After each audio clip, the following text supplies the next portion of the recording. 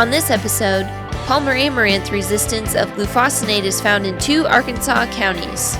Prices in the industry are going up. Snow is on the ground now, but planting weather is right around the corner. Stick around for some chilly jokes. Hi, this is Joe Mershman, and welcome to Cup of Joe, episode number 29, season number 3. Today we have our regulars back. We have Tommy, Turk, and Ben, and we'll start with Ben. I have 2 different pieces of information here I wanted to share with you guys this week. The first one comes from the great state of Arkansas. The 3 different weed scientists that they have down there did confirm 2 different populations of Palmer Amaranth that are resistant to glufosinate, or commonly known as Liberty. These 2 different populations are in 2 different counties. One's in Mississippi County and the other one is in Crittenden County. The Mississippi County one is the one that most concerns me because of the levels of resistance that it has with it. The Crittenden one has like a 3x rate of Liberty. Will control the population, where the Mississippi County one is you have to have a 15x rate of Liberty, which comes up to like 156 ounces per acre is what it takes to control that individual species. So both of these were found in cotton fields, and we talked a couple weeks ago about how hard on pesticides cotton fields are because they're not allowed to have any insects. You're not allowed to have any weeds because it makes the cotton useless at that point because it shows impurity. So these farmers in these specific areas are definitely have an uphill battle when it comes to keeping these fields clean, but this is something we need to look out for because there are a handful of fields that may not be completely resistant, but they have a certain level of tolerance to the Liberty trait from where we're looking at now. So anything that is qualified as resistance is 29 ounces per acre. Like I said, the one took a 3x rate and the one took a 15x rate to control. Mississippi County, is that the one that had so now it's Liberty's an issue. Was that also where dicamba was resistant as well? I'm not sure on that, but I know there have been. Tennessee is where they talked about dicamba resistance. So where we have, with 2,4-D, you can put, obviously the 2,4-D choline technology and Liberty and Roundup, with Extend Flex, how's that going to work with that situation? These 2 populations from preliminary results show that dicamba and 2,4-D have efficacy against controlling these. Dicamba, obviously, you can't tank mix with Liberty, so that's out of the option, but at least you'd have 2, one partially effective and one completely effective mode of action by mixing the 2,4-D choline and Liberty with to get decent control. That's something that they actually talk about in these 2 different articles that we'll have Alex post. But that option, the enlist option is really the only option that these guys have left for post application. That's what I was going to say. So with the regulations in place, it gets past a certain spray date or the warmer temperatures, you can't spray dicamba, and Liberty's resistant. You're Right. kind of SOL at that point, huh? Yep. Well, I think the key thing is multiple modes of action at the post application is the key. Correct. Multiple effective options. Yep, and what they're really looking at is fusing. I mean, these fields and fields in the future that may see issues with this, you're really going to see 3 definite effective modes of action in your pre, and you're going to want 2 effective modes of action in your post that are residual, and they have to be overlapping. Where we typically look at overlapping residuals up here in Iowa, we think of about a 21 to 30 day period when your first post hits. A lot of these guys are going to have to lean a lot closer to that 21 day residual time frame. By the time you get the first one, by the time you get your first residual activated, you're going to want to definitely have overlap to get your canopy in place, and that's where cotton comes at such a disadvantage because it's in wider rows, it's hemped, and the rows never close because our best defense against weeds is crop canopy. So it's definitely, take it serious. It's just a matter of time before we have Palmer Amaranth up here in resistance, and those, and then water hemp. Those species are so similar. The best way to fight this problem is to be proactive and to use multiple modes of action, residuals with multiple modes of action, and it'll be a long time before it comes to your farm if that's the case. That is correct, and having 100% control is the key before it goes to seed. So even if there's one plant out there, that's where they talk about this in these two fields. You can see where the plant or the one or two mother plants would have been, where the combine ran through. They're not in very big areas, so you have to have 100% control of those fields to make sure that this problem doesn't continue in the future. So other than Mississippi County and Crittenden County in Arkansas, where Liberty is resistant, they found that. Other than that, it's Italian ryegrass is the only thing That is correct. resistant. Italian ryegrass is the only other weed that is resistant to Liberty. And before this, we were able to talk about there's no broadleaf species resistant to Liberty, but now we have this little issue. So, and it will spread, like I said, because we do have other populations that have a certain level of resistance.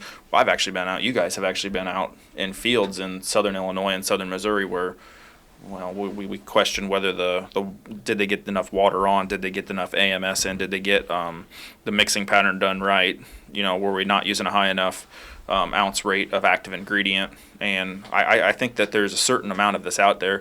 This is why it's so important not to skip your 36 to 38 ounces of Liberty, full rate of 2,4-D, 3 pounds of AMS, 20 gallon to the acre. Make sure you have everything rolling and correct when you're putting your post applications in.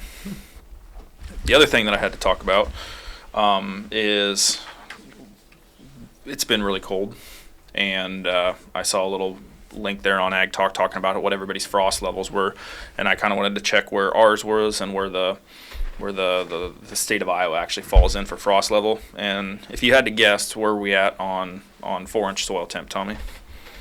Snow covered or bare soil? Snow covered. 28 degrees. 32 degrees. 4 inches in West Point, Iowa. We're at 32 degrees at 4 inches. So we don't have hardly any frost in the ground.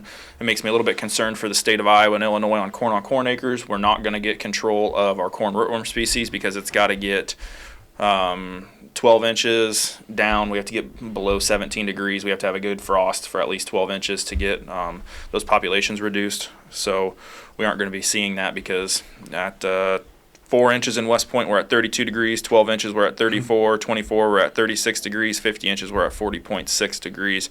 The coldest point in Iowa as of Wednesday this week was 17.2 degrees at 4 inches in north central Iowa. Wow. So there's not a lot of frost in the ground. So with all the snow cover and everything that we have right now, it's just going to... Typically when we see the weather that we've had the past 3 weeks, on bare ground we could have had 3-4 foot of frost, but we're just not getting that with the snow cover this year. So we're not going to get any help from the cold weather for insects this year. It doesn't look like it. To be continued. So hard to believe when it's that cold air temperature wise outside. Yeah. Yep. Turk, what do you think? Mark, it's there's 1 week left, Joe, until the price is established for crop insurance. That's established in the month of February, and there's 1 week left. And with 1 week left to go, we're looking at $4.54 on corn and $11.72, $11.73 on soybeans with 1 week left to go. So what does that mean? That means that there's probably not going to be a lot of variance from that, depending on what the prices do next week, because it's a rolling average for the whole month. But it gives you a really good idea to start thinking about what your crop mix is, and if those guys that are thinking about having some changes one way or another, they got a pretty good idea right now what they're going to do, what they can do. And when you look at what the cost of production is for both crops, soybeans still have a slight advantage over that. I think USDA just come out with some numbers, or released some numbers, that we're looking at 93 million acres of corn and 90 million acres of soybeans. Soybeans are up like 7 million acres, and corn's up a little bit, but not so much. So there's going to be a battle, still going to be that battle for those acres, but because we know we need to have soybeans produced because they have the tightest supply. But it really boils down to what this weather is going to be. But prices did calm down this week.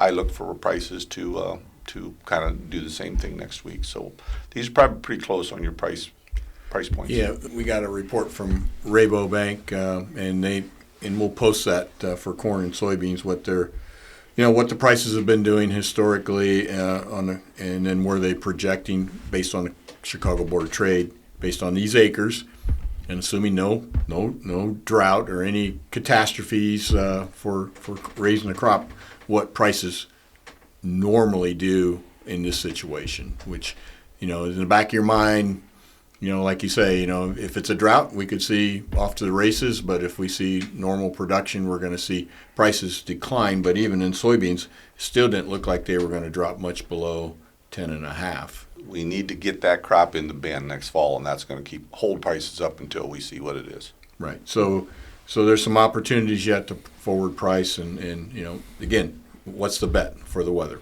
for next summer? You're going to want 10.5 for what the prices of fertilizer has been doing. We talked about that 4 weeks ago, 5 weeks ago. By now, fertilizer prices have almost doubled in some instances for P and K. So yeah, it has to do with acres. When there's more acres, there's more demand for fertilizer, and prices follow. And of course, fertilizer prior to that was below the cost of production. So right. So they've rebounded there. And, so that's the whole thing that farmers have to manage right now is they're going to looking at good prices, but on the horizon we're going to see input costs go up too.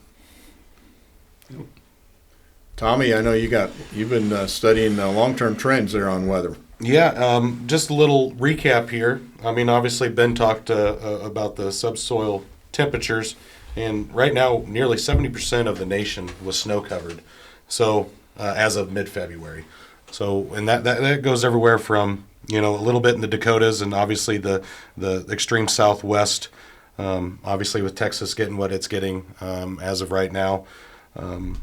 With all the snow, and especially over in Southwest Iowa, we should get some subsoil moisture anyway back into the system. But what's good to know from Blue Water Outlook, John Felt has got here, he looks like March, April, and May are going to be drier and a little warmer than normal.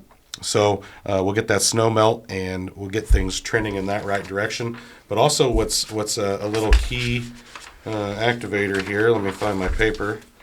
I was so organized before we started here, was the average dew points. So the average dew points are slowly rising right now, and the dew points are observed over the south, central, and south U.S., indicating the gradual start of severe weather coming in March. So obviously, the last couple of years, we've had some severe weather outbreaks in March. I think it was a few years ago we had the record-breaking tornado activity in March. So that's something to look forward to and watch as the dew points rise. Warmer weather's coming and also severe weather's coming. So that was a little bit of my information that I had from John Felt with Blue Water Outlook. And then also I wanted to give a little plug. And by the way, Tommy, anybody can subscribe to his information free from our website. In fact, we post it, I think, on Cup of Joe every week. Yes. Good information to add to your email list of information coming into you. John's videos are very descriptive. He makes you understand what's going on, what he's looking at, why he's looking at these trends, and what's coming down in the future. So very informative. He does that recap every Saturday morning, kind of late morning, and gives you what happened and why it happened and what we expect for the next 2 weeks. Something to do to grab your second cup of Joe and watch it after your first cup of Joe. That's right. So, and then also a little plug here. We got the Nebraska Ag Expo coming up February 23rd, 25th. So that's next week, Tuesday, Wednesday, Thursday. And that's at the Lancaster Event Center in Lincoln, Nebraska. So admission is only $5, so it's cheap entertainment and lots of exhibitors there. We know the Iowa Ag Expo in Des Moines with the weather and everything else was kind of slow, but we're really looking for a positive show coming out of Lancaster there in Lincoln, Nebraska. So we look forward to seeing you guys there. Well, thanks, Tommy. You're welcome. This past week, the only thing I have to tell you, it was cold. I mean, but it wasn't as cold as it's ever been. In Iowa, the coldest temperature recorded was 47 below. And the highest temperature in Iowa was 118. Illinois, for example, the coldest temperature ever was 38 below zero and 117 for a high. So it was cold, and it can get hot too in these states. But so I thought, in the spirit of the cold weather, that I would give you some it was so cold that jokes, okay? I'll go through a few of them, see if you enjoy them. Of course, we've survived the cold weather. Now we're coming out of it, so how soon we forget when it gets 20 degrees, we think it's warm, It was so cold that the opticians were giving away free ice scrapers with every new pair of eyeglasses during that cold spell. It was so cold that Starbucks were serving coffee on a stick. It was so cold that farmers who were milking cows were getting ice cream. It was so cold that the politicians put their hands in their own pockets to keep warm. It was so cold that people had to open their refrigerator to heat the house. It was so cold that some people were looking forward to getting a fever. Well, we hope that you all survived the cold weather. I know in the upper Midwest it was much better than the folks down south, which aren't equipped to handle cold weather. But we survived it, and we can, again, look forward to spring, and that's the neat thing about being in this business. Spring comes very, very rapidly. In fact, just doing a little bit of calculation, we have about 50 days, what we call working days, Monday through Friday, to get our seed shipped to our customers because they're going to be planting. And probably less than 50 days in some areas. So I encourage you to get a hold of your Merschman seed dealer and get your seed where you can see it, and because it's not going to be too far away. I know when it's 10 or 12 below zero, you don't think about planting, but it is going to be a lot quicker than you think. Based on Tommy's report about above normal temperatures in March, April, and May, we're going to have an early spring. So winter's over, and I know Brian McKillop in our office says everything always averages out. So when we have this cold weather, that means we're going to have some warm weather to average out. So that's coming. So we'll see you next week. We hope that you and your family are safe and healthy, and thank you for your business, and take care.